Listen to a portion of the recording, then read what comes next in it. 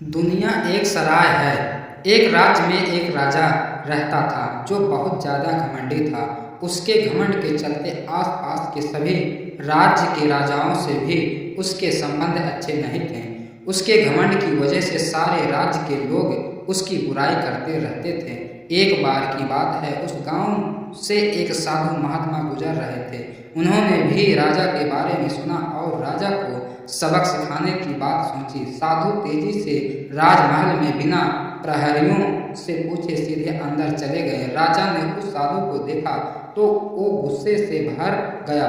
राजा बोला, ये तो उद्दंडता है। महात्मा जी, आप बिना किसी की आज्ञा के अंदर कैसे चले गए? साधु ने विनम्रता से उत्तर दिया, मैं आज रात आपकी इस सराय में रुकना चाहता हूँ।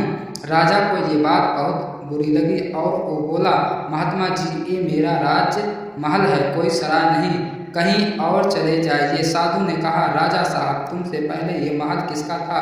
राजा बोला, जी, मेरे पिताजी का। साधु, तुम्हारे पिताजी से पहले ये महल किसका था? राजा, मेरे दादाजी का।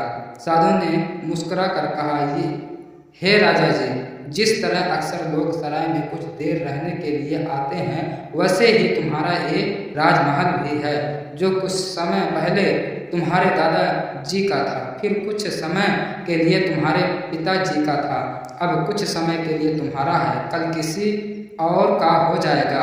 ये राजमहल जिस पर तुम्हें इतना घमंड हो रहा है, ये एक सराय ही है, जहाँ एक व्यक्ति कुछ समय के लिए आता है और फिर चला ही जाता है। साधु की इन बातों से राजा इतना प्रभावित हुआ कि सारा राजपाट और मान सम्मान छोड़कर साधु के चरणों में गिर गया और महात्मा जी से क्षमा मांगी और फिर उसने कभी घमंड न करने की शपथ ली।